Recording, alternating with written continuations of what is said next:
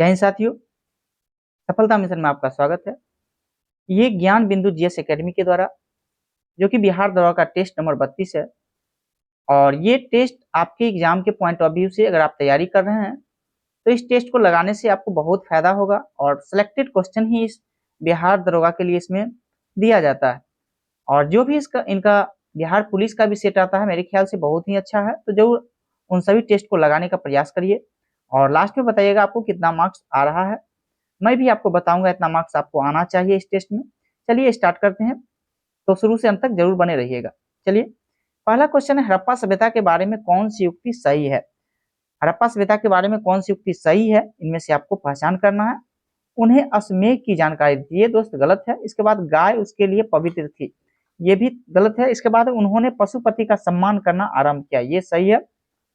इसके बाद उसकी संस्कृति सामान्यतः स्थित नहीं थी, ये भी गलत है। तो ऑप्शन नंबर सी सिर्फ जो है इसका सही राइट आंसर हो जाएगा। इसके बाद क्या है, उसके बाद है गौतम बुद्ध द्वारा भिक्षु संघ की स्थापना कहाँ किया गया था। तो भिक्षु संघ की स्थापना की बात करते हैं तो कहाँ, वैशाली में किया गया था। इसके बाद आगे है मौर्य काल में विशिष्ट से तात्पर्य क्या, विष्टि से तात्पर्य क्या है। तो विष्टि का मतलब क्या होता है, बेगारी। याद रखना दोस्त, क्या होता है, विष्टि का मतलब बेगारी। आगे है किस वंश के शासकों ने मंदिर एवं ब्राह्मणों को सबसे अधिक ग्राम अनुदान दिया था। इसका राइट आंसर हो जाएगा 4 का आपका गुप्त। कौन सा, तो गुप्त शासक था। इसके बाद आगे निम्नलिखित में से कौन सा एक प्राचीन भारत में व्यापारियों का निगम था। इसका राइट आंसर हो जाएगा आपका ऑप्शन नंबर डी, क्या हो जाएगा, मणिग्राम। ऑप्शन नंबर डी इसका राइट आंसर हो जाएगा, मणिग्राम। आगे है संतुलित काल में इनाम भूमि किसे दिया जाता था। इनाम भूमि की बात करते हैं तो दोस्त विद्वान एवं धार्मिक व्यक्तियों को दिया जाता था। तो ऑप्शन नंबर ए इसका राइट आंसर हो जाएगा। इसके बाद आगे है गुजरात विजय के उपलक्ष्य में अकबर ने निम्न में से किसका निर्माण कराया था। तो गुजरात विजय के उपलक्ष्य में अकबर ने इनमें से किसका निर्माण कराया था। तो बुलंद दरवाजा का। कहाँ है बुलंद दरवाजा, तो फतेहपुर सीकरी में है, तो याद करना है आपको। आगे है निम्नलिखित में से किसके द्वारा चेका नामक गुप्त पुलिस संगठन का गठन किया गया था। इसका राइट आंसर हो जाएगा आपका लेनिन। कौन, लेनिन हो जाएगा, ऑप्शन नंबर सी इसका राइट आंसर हो जाएगा। इसके बाद है मुसोलिनी को अन्य नाम किस नाम से पुकारा जाता है। तो मुसोलिनी को जो है हम ड्यूस के नाम से पुकारते हैं, क्या नाम से, तो ड्यूस हो जाएगा इसका right answer, option number B. इसके बाद है गोहेंड्यू की संधि से निम्न में से कौन सा युद्ध समाप्त हुआ था। इसका राइट आंसर हो जाएगा द्वितीय कर्नाटक युद्ध। कौन सा दोस्त, द्वितीय कर्नाटक युद्ध। दोस्त वीडियो अच्छा लगे तो लाइक सब्सक्राइब जरूर करें। आगे है यह कथन भारत और इंग्लैंड के आर्थिक हित प्रत्येक क्षेत्र में टकराते हैं, किसका कथन है। तो इसका राइट आंसर हो जाएगा आपका, ये किसका कथन है, तो जवाहरलाल नेहरू का है। किसका है, तो जवाहरलाल नेहरू का है। ऑप्शन नंबर डी इसका राइट आंसर हो जाएगा। इसके बाद है युवा बंगाल आंदोलन के नेता कौन थे। तो युवा बंगाल आंदोलन के नेता की बात करते हैं तो कौन थे, सभी लोग आप जानते भी होंगे, तो ये आपका डेरेजियो थे। ऑप्शन नंबर सी इसका राइट आंसर हो जाएगा। इसके बाद है गडकरी विद्रोह 1844 में का केंद्र कहाँ था। गडकरी विद्रोह का जो है 1844 में जो कि गडकरी विद्रोह हुआ था उसका मुख्य केंद्र कहाँ था, ये कोल्हापुर था। कोल्हापुर कहाँ पड़ता है दोस्तों, महाराष्ट्र में पड़ता है। और फिलहाल कोल्हापुर को चप्पल भी दिया गया था, जीआई टैग के रूप में प्रोवाइड किया गया था, कर्नाटक एवं महाराष्ट्र का था। इसके बाद है आगे निम्न आंदोलन में से किस एक के साथ अरुणा आसफ अली का संबंध भूमिगत कार्यकलापों में महिला संगठनों के रूप में था। इसका राइट आंसर हो जाएगा भारत छोड़ो आंदोलन, जो कि कब हुआ था दोस्तों, 1942 में हुआ था। भारत छोड़ो आंदोलन कब हुआ था, तो 1942 में, याद रखना है। आगे है खुदाई खिदमतगार के संस्थापक कौन थे। खुदाई खिदमतगार के संस्थापक की बात करते हैं तो इनका राइट आंसर हो जाएगा अब्दुल गफ्फार खान। कौन थे दोस्तों, Abdul Ghaffar Khan. Option number A. 16 है संविधान सभा को किसने मूर्त रूप प्रदान किया है। तो इसका राइट आंसर हो जाएगा जवाहरलाल नेहरू। याद रखना है दोस्त, संविधान सभा को किसने मूर्त रूप प्रदान किया, तो इसका राइट आंसर हो जाएगा जवाहरलाल नेहरू। आगे है भीमराव अंबेडकर के अनुसार संविधान का आत्मा बताया गया है। तो किसको संविधान का आत्मा बताया गया है, तो ये मौलिक अधिकार को भी बताया गया है, जो कि अनुच्छेद 32 को यानी संवैधानिक उपचारों के अधिकार के बारे में भी संविधान को आत्मा कहे हैं। किसने, तो डॉक्टर भीमराव अंबेडकर। तो इस प्रकार से राइट आंसर हो जाएगा 32, अनुच्छेद 32 को बोले थे। और मौलिक अधिकार की बात करते हैं 12 से 35 तक मौलिक अधिकार अनुच्छेद में आते हैं। तो इस प्रकार से राइट आंसर आपका ऑप्शन नंबर बी हो जाएगा। आगे है सर्व सत्ता संपन्न संसद की अवधारणा किस देश की देन है। तो इसका राइट आंसर हो जाएगा आपका इंग्लैंड। कहाँ की है, तो इंग्लैंड की। ऑप्शन नंबर ए इसका राइट आंसर है। 19 संविधान के किस अनुच्छेद के अंतर्गत अधीनस्थ न्यायालय या जिला न्यायालय का प्रावधान किया गया है। इसका राइट आंसर हो जाएगा अनुच्छेद 233। दोस्त कितना है अनुच्छेद, 233 अनुच्छेद है। इसके बाद है देशीकरण द्वारा नागरिकता प्राप्त का एक तरीका क्या है? तो देशीकरण द्वारा जो है नागरिकता प्राप्त करने का एक तरीका क्या है? तो इसका राइट आंसर हो जाएगा आपका विदेशी पुरुष से विवाह करने पर, ऑप्शन नंबर सी इसका राइट आंसर हो जाएगा। इसके बाद है कौन व्यक्तिगत स्वतंत्रता से संबंधित है? तो व्यक्तिगत स्वतंत्रता से संबंधित कौन सा रीट होता है? तो ये आपका बंदी प्रत्यक्षीकरण होता है, तो ऑप्शन नंबर ए इसका राइट आंसर हो जाएगा। इसके बाद आगे है निम्नलिखित में से कौन सा नीतिशक तत्व नहीं है? इनमें से कौन सा नीतिशक तत्व नहीं है, इसको आपको देना है। तो देखिएगा मद निषेध ये आपका किसमें है? तो ये आपका जो है 47 अनुच्छेद 47 के अंतर्गत आता है, तो ये आपका नीति निषेध तत्व है। अभी जस्ट मैंने बताया मौलिक अधिकार 12 से 35 तक है और 36 से 51 तक अनुच्छेद की क्या है? तो ये आपका नीति निषेध तत्व है। इसके बाद काम करने का अधिकार, ये भी आपका राज्य के नीति निषेध तत्व के अंतर्गत आता है। समान कार्य के लिए समान वेतन, ये भी 39 के अंतर्गत आता है। सूचना का अधिकार, सूचना का अधिकार दोस्त एक मौलिक अधिकार है, न कि नीति निषेध सिद्धांत के अंतर्गत आता है, तो ऑप्शन नंबर डी इसका राइट आंसर हो जाएगा। आगे है भारतीय संसद के दोनों सदनों की संयुक्त अधिवेशन किस संबंध में होती है? तो दोनों सदनों के संयुक्त अधिवेशन की बात करते हैं तो किसमें होता है? साधारण विधेयक में होता है। वित्त विधेयक में दोस्त नहीं होगा। इसके बाद संविधान संशोधन में भी नहीं होगा। इसके बाद भारत के उपराष्ट्रपति का निर्वाचन में भी इस प्रकार की संयुक्त अधिवेशन की चर्चा नहीं किया गया, सिर्फ साधारण विधेयक पर किया जा सकता है। इसके बाद आगे है भारत के राष्ट्रपति निर्वाचन होने से पूर्व निम्न में से कौन उपराष्ट्रपति नहीं था?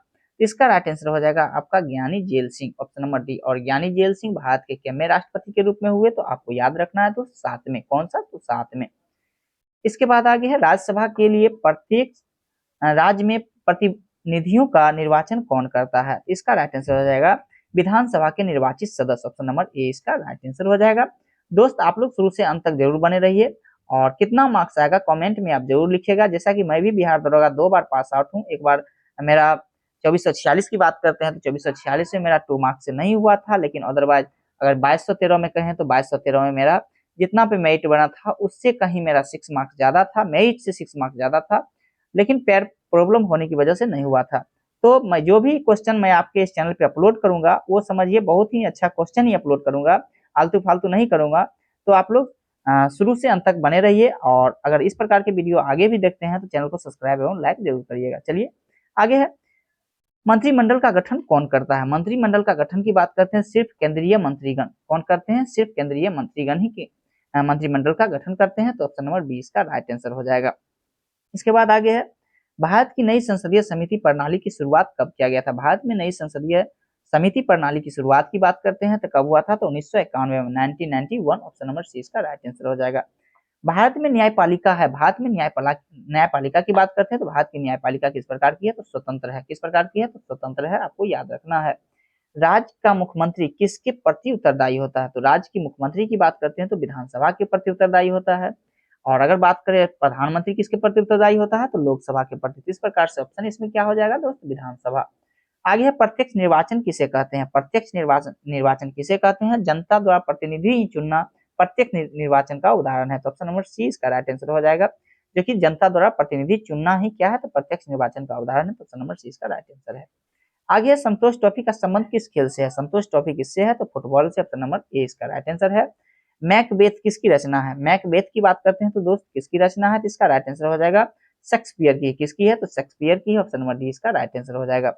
राष्ट्रीय आय है, राष्ट्रीय आय क्या है? इसके बारे में आपको देना है आंसर। तो ये होता है उत्पादन लागत पर निर्भर राष्ट्रीय उत्पाद, ऑप्शन नंबर बी इसका राइट आंसर हो जाएगा। इस प्रकार आगे देखते हैं राष्ट्रीय सांख्यिकी संगठन का स्थापना की बात करते हैं तो कब हुआ? यानी कि सीएसओ, आपको याद रखना है सीएसओ की स्थापना कब हुआ था? तो 1951 में हुआ था, केंद्रीय सांख्यिकी संगठन है। इसके बाद आगे है बैंक दर में परिवर्तन से प्रभावित होता है। बैंक दर में परिवर्तन से प्रभावित क्या होता है? तो इसमें देखेंगे ब्याज की बाजार दर, यानी कि क्या होगा? तो बैंक दर में जैसे ही परिवर्तन होगा तो इसमें प्रभावित क्या होता है? ब्याज की बाजार दर जो है इसमें प्रभावित होती है, तो ऑप्शन नंबर ए इसका राइट आंसर हो जाएगा।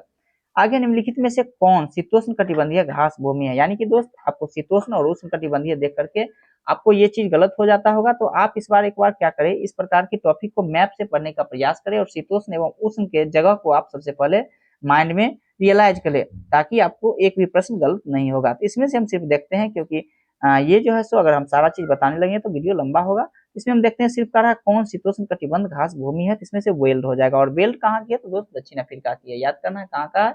तो दक्षिण अफ्रीका के घास के मैदान को बेल्ट कहते हैं। और सवाना की बात करते हैं दोस्त, सवाना अफ्रीका के घास को मैदान को कहते हैं। और लानोज की बात करें तो लानोज किसको कहते हैं, तो वेनेजुएला के घास को मैदान को लानोज कहते हैं। इसके बाद आगे है पंपास की बात करें दोस्त, पंपास अर्जेंटीना के घास के मैदान को कहते हैं। आगे एस्किमो लोगों का मुख्य व्यवसाय है, तो एस्किमो लोगों का जो मुख्य व्यवसाय है तो क्या है, जो कि बर्फ के रूप में जो है ये सब घर बनाते हैं बर्फ में। इसका है आखेट व मत्स्यन, यानी ऑप्शन नंबर डी इसका राइट आंसर हो जाएगा। भारत का एकमात्र शीत मरुस्थल कौन सा है, तो शीत मरुस्थल की बात करें तो मात्र एकमात्र शीत मरुस्थल है जो कि लद्दाख है, ऑप्शन नंबर ए इसका राइट आंसर हो जाएगा। कौन सा पर्वत हिमालय श्रृंखला का अंग नहीं है, तो आपका कह रहा है हिमालय श्रृंखला, पर्वत श्रृंखला जो है पर्वत हिमालय श्रृंखला का अंग नहीं है, इसमें से राइट आंसर हो जाएगा आपका काराकोरम, ये जो है पर्वत हिमालय श्रृंखला का अंग नहीं है। इसके बाद बाकी का अरावली है, कुनलून है, इसके बाद हिंदूकुश है, ये सब क्या है, तो पर्वत हिमालय श्रृंखला का अंग है। इसके बाद आगे है भारत की निम्नलिखित नदियों में से किसे जैविक मरुस्थल के नाम से जानते हैं, इसका राइट आंसर हो जाएगा दामोदर।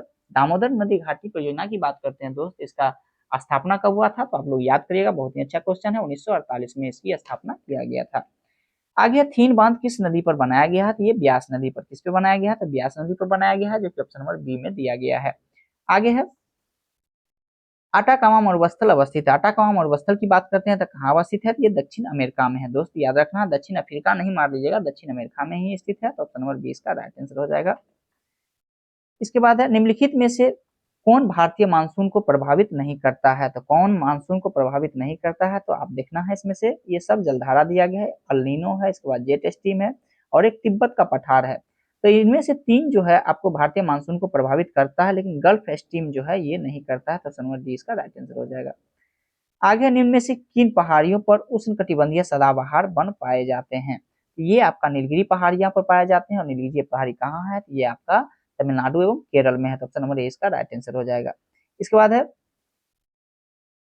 खजंग खजदंगजेंदा राष्ट्रीय उद्यान कहाँ स्थित है, दोस्त ये क्वेश्चन बहुत ही इंपॉर्टेंट है और ये कई एग्जाम में पूछा भी गया है, तो आप याद करने का प्रयास करिएगा। ये सिक्किम में है, कहाँ है, तो सिक्किम में है।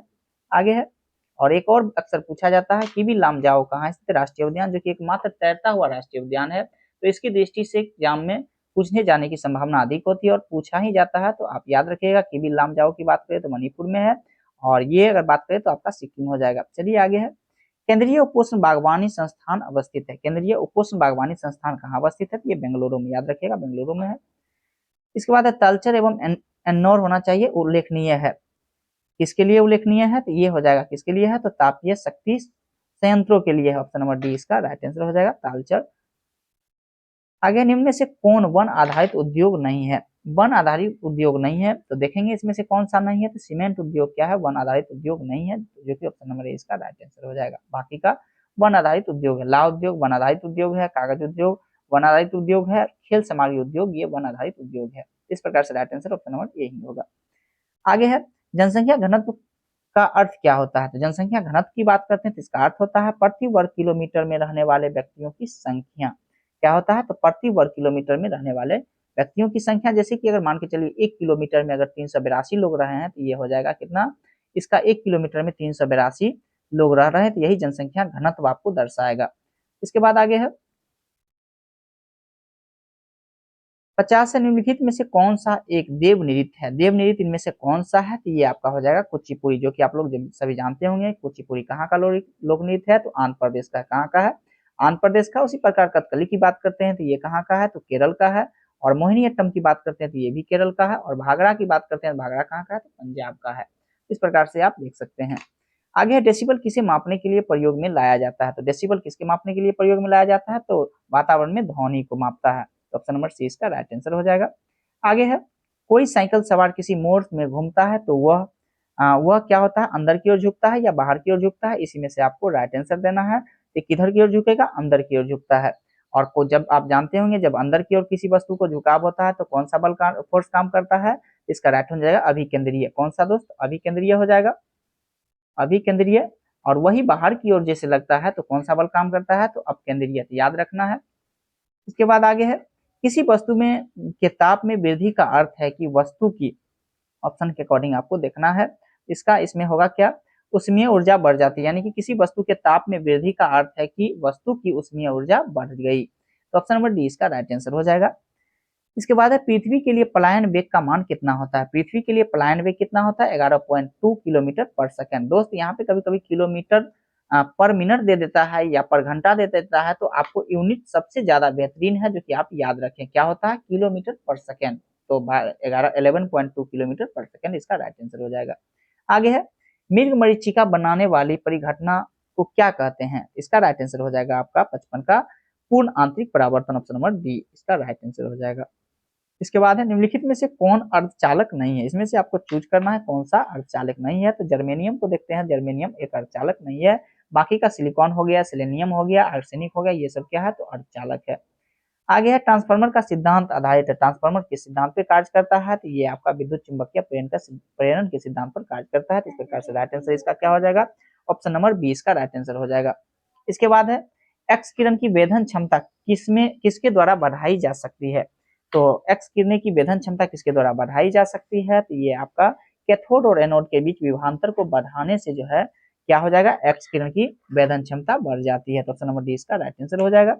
आगे है निम्नलिखित में से किस अधातु में धातुई चमक पाई जाती है। तो कौन सा अधातु है जो कि धातुई चमक उसमें पाई जाती है, तो ये आयोडीन हो जाएगा। क्या हो जाएगा दोस्त, आयोडीन हो जाएगा। ऑप्शन नंबर 20 का राइट आंसर है। 60 इलेक्ट्रॉन जैसे छोटे कणों की स्थिति तथा वेग का युगपत निर्धारण नहीं किया जा सकता है, यह कथन किसको दर्शाता है। किसका कथन है ये, तो हाइजेनबर्ग की अनिश्चितता का सिद्धांत है। ऑप्शन नंबर इसका राइट आंसर हो जाएगा। क्या हो जाएगा, तो हाइजेनबर्ग के अनिश्चितता का सिद्धांत। आगे है समस्त रेडियो सक्रिय पदार्थ क्षय होने के पश्चात किसमें अंतिम रूप से बदल जाते हैं। ये आपका शीशा में बदल जाते हैं दोस्त। किसमें बदल जाते हैं, तो शीशा में बदल जाते हैं। ऑप्शन नंबर 20 का राइट आंसर होगा। कार्बन टेट्राक्लोराइड अणु की आकृति है। कार्बन टेट्राक्लोराइड अणु की आकृति किस प्रकार की होती है, तो ये आपका चतुष्फल क्रिया होती है। ऑप्शन नंबर सी इसका राइट आंसर हो जाएगा। सभी लवण होते हैं, सभी लवण जो है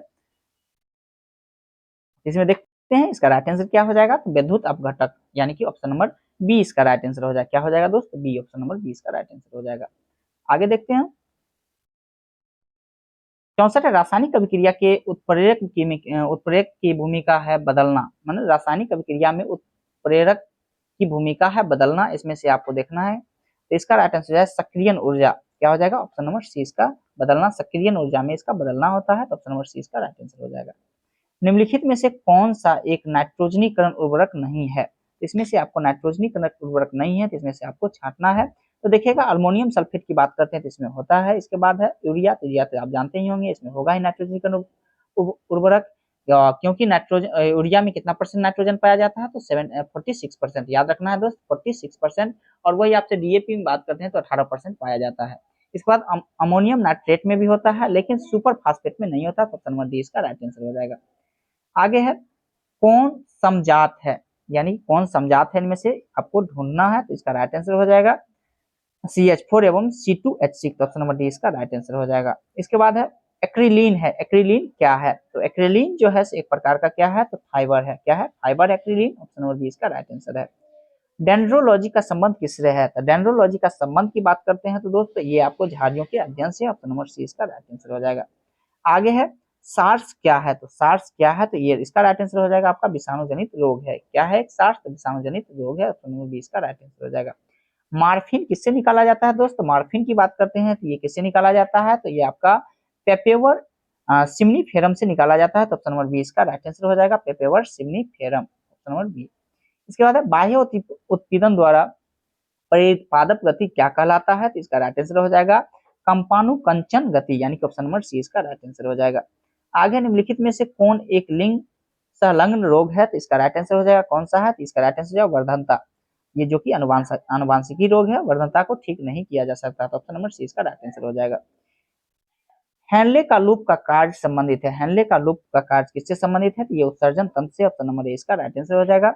दिल का दौरा किस कारण से होता है, तो दिल का दौरा किस कारण से होता है, तो ये हृदय के रक्त आपूर्ति की कमी के कारण जो है दिल का दौरा पड़ जाता है। तो ऑप्शन नंबर सी इसका राइट आंसर हो जाएगा।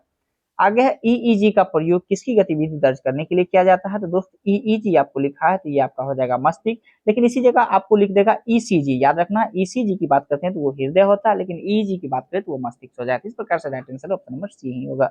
आगे है प्रोफेसर अमर्त्य सेन को भारत रत्न पुरस्कार किस वर्ष दिया गया था, तो प्रोफेसर अमर्त्य सेन की बात करते हैं तो भारत रत्न 1998 में दिया गया है। Option number C, sorry option number 20 का राइट आंसर हो जाएगा। और इनको जो है नोबेल पुरस्कार भी मिला है। तो कब मिला है? तो 1 वर्ष पहले आपको कर लेना है। कब दोस्त? 1998 में इनको नोबेल पुरस्कार मिला था और जस्ट 1 साल के बाद इनको भारत रत्न दिया गया है, जो कि ऑप्शन नंबर बी में आपको दिया गया है।